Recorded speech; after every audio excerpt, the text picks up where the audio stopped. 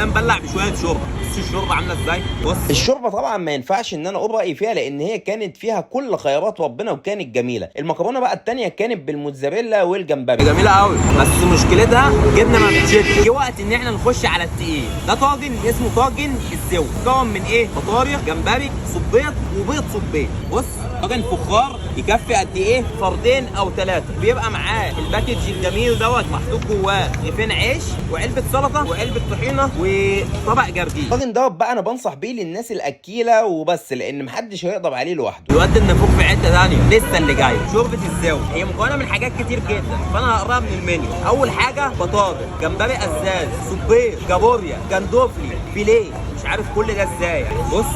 بص اصلا الشوربه لوحدها قوامها عامل ازاي. بسم الله. الشوربه ديت اصلا ذات نفسها مضروب فيها بطارخ. اهي الشوربه ديت بقى فيها كميه باور مش طبيعيه، عباره كده عن عصير فسفور.